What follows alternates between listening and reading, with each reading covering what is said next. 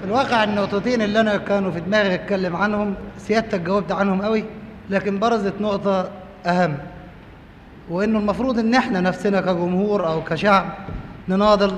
وده شيء طبعا عظيم جدا ان تكون القيادة السياسية العليا في البلد بتطالب الجمهور بانه يناضل، وبالتالي فهي بتتبنى نضاله وبتقول له كل الطريق قدامك مفتوح، ناضل. ولما تحتاج تدعيم كل السلطة في البلد هتدعمك ما دام نضالك عادل. لكن أنا يعني بتساءل كتير قوي، الواحد لما بيواجه مشاكل وبيطرشق وبيلاقي إنه حتى الموظف أحيانا بيكون موظف كبير وشايف إن هو منطقه عادل جدا، لكن ما بيقدرش برضه يعمل حاجة. ليه؟ لأنه هو بيحاول يجد حل في حدود اللوائح الموجودة، وما بيقدرش فعلا وإلا هيضطر يتلاعب، وده طبعا شيء مش مفروض.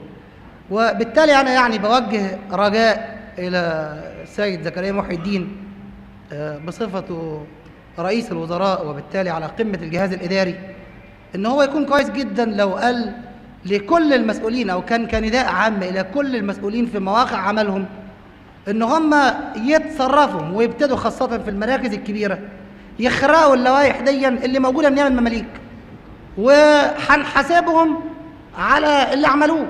ليه؟ لأنه ما دام كان موافق معايا مثلا إن أنا عندي حق، يبقى في الحالة دي يمكن إن هو ليه الحق أو يقدر يكون مطمئن إنه يكسر القانون الموجود ومحدش هيسأله.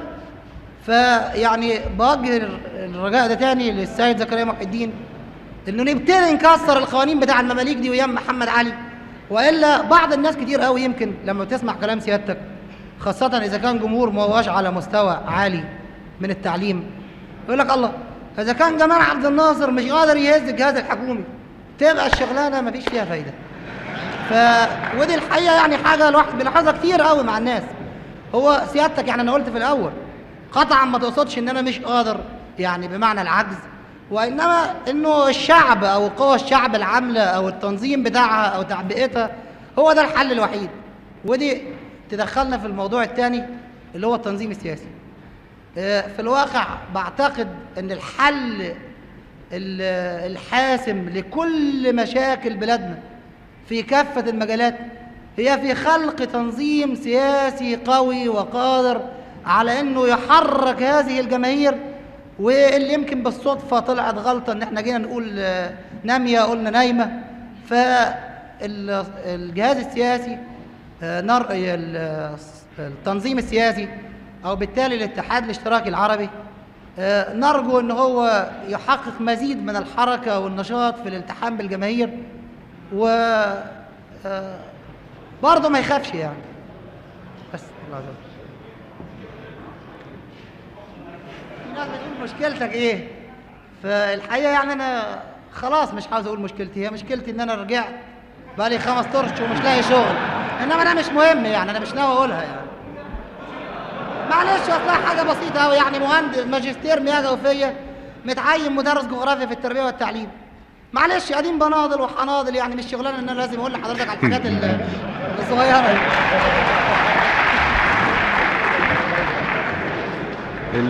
بالنسبة لتكسير القوانين واللوائح، بعتقد انه عمل خطير جدا، لان احنا اذا كسرنا القوانين قد ندخل الى دوامة اخرى اسوأ وهي الفساد. ولكن الحل الصحيح ان احنا نغير هذه القوانين واللوائح، وفعلا احنا مدين فترة 6 أشهر لتغيير كل هذه القوانين واللوائح، وبدأوا فعلا في الوزارة في تغيير القوانين واللوائح. وبالنسبة النقطة الثانية العمل السياسي، وانا هجيب ناس منين؟ ما انتوا وقرايبكم هم اللي موجودين هنا. ما تقول لي يقوى الاتحاد الاشتراكي، هو ايه الاتحاد الاشتراكي؟ ما برضو انتوا وقرايبكم اللي موجودين هنا. لن يقوى الاتحاد الاشتراكي ب6 مليون واحد لانه ضد طبيعة البشر، ولكن يجب ان احنا نأخذ فعلا منه الجهاز السياسي اللي يستطيع ان يقود الجماهير ويوجه. وبهذا السبب بهذا العمل نستطيع فعلا ان يكون في اتحاد اشتراكي. بالنسبة لمشكلتك الخاصة بالجغرافيا، نقلك تاريخ.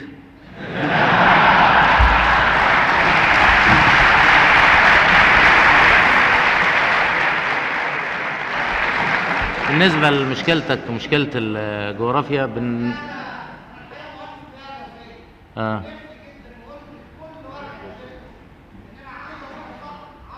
خلاص من بكرة يا زكريا، من بكرة ابعت لك البوليس الحربي يوديك الوادي الجديد.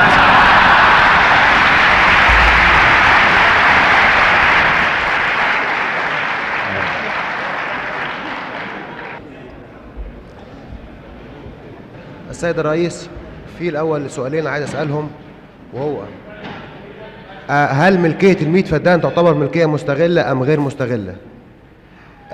الثاني، المساكن، بالنسبة لمساكن القطاع الخاص، احنا عارفين ان الشريحة الضريبية الأعلى، الشريحة الضريبية بتسمح حتى الآن بإيجاد نوع من الدخل كبير جدا، فإما بيستغل في صيغة شراء مواد الناس مش في حاجة إليها، والمواد دي في الغالب بتكون مهربة، واما انها بتجمد زي ما شفنا في القضيه بتاعه قسيس موسى سليمان، ان هو كان حاطط الفلوس في البلكونه. فالحاجه اللي احنا بنطلب منها ان نحاول نزود فعلا الشريحه الضريبيه على المساكن الخاصه، بحيث انها تمتص الزياده في الدخل عن حد معين يكفل عيشه شريفه لاي فرد من اصحاب المساكن الخاصه. بعدين في حاجه خاصه بالاعلام.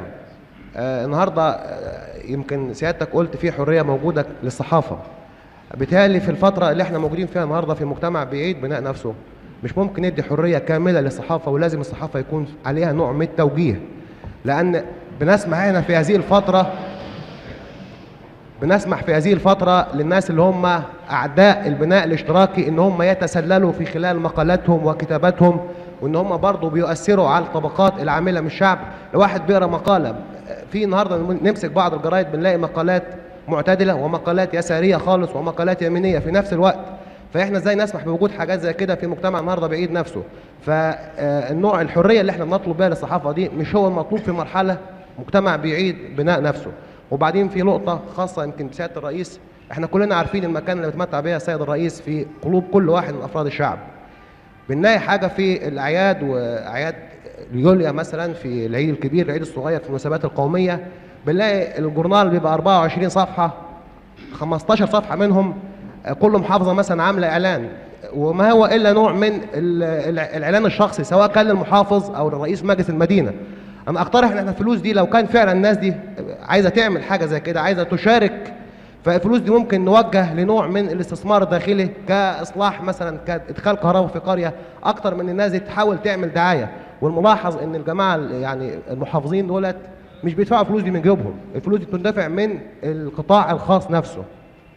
بالنسبة لمشكلة المواصلات، مصر الدولة الوحيدة في العالم يمكن اللي فيها درجة أولى وثانية، فإلى أي مدى هنقدر نستمر في هذه العملية؟ وفي حاجة حصلت لما جيت هنا، طالبة بتقول لي أنا راكبة الأتوبيس درجة أولى، شايفة ريحة وحشة جاية من الدرجة الثانية. الوضع ده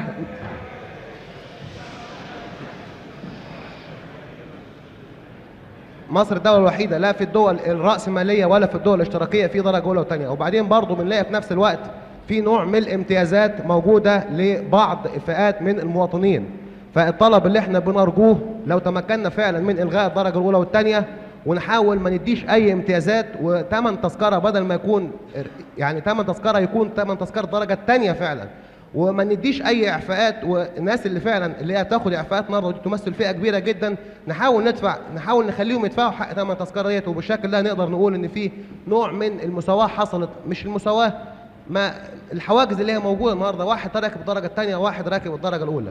بالنسبه للجامعات، النهارده في لجان تطوير الجامعات مكونه فعلا، فلجان تطوير الجامعات حتى الان ما زالت تضم، مش عايز اقول الطبقه القديمه، ولكن تضم كبار رجال الجامعات، وما ضمتش اي نوع من الدماء الجديده او الشباب الجديد اللي لسه راجع من البعثات.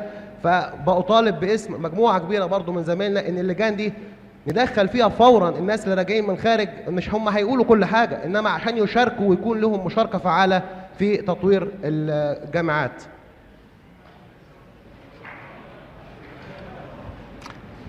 بالنسبة للسؤال الأول، الإجابة موجودة عليه في الميثاق. لغاية سنة 70 ال100 فدان ملكية غير مستغلة. بعد سنة 70 هتكون ال100 فدان بالنسبة للراجل ومراته وأولاده. واحنا ماشيين في التحول الاشتراكي، ماشيين مرحليا. بالنسبة للمساكن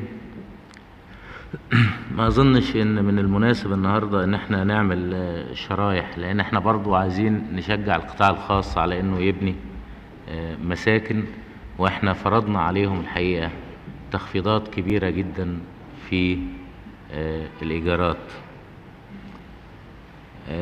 بالنسبة للأتوبيس الدرجة الأولى والثانية، بعتقد إن لسه شوية على الفكرة اللي أنت بتقولها، يعني هي ناحية مظهرية أكثر منها ناحية.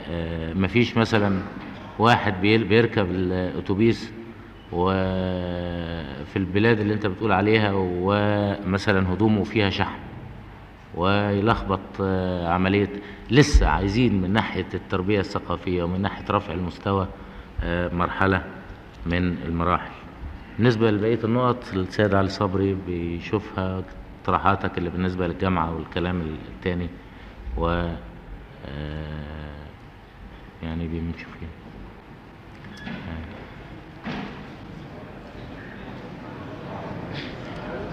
معلش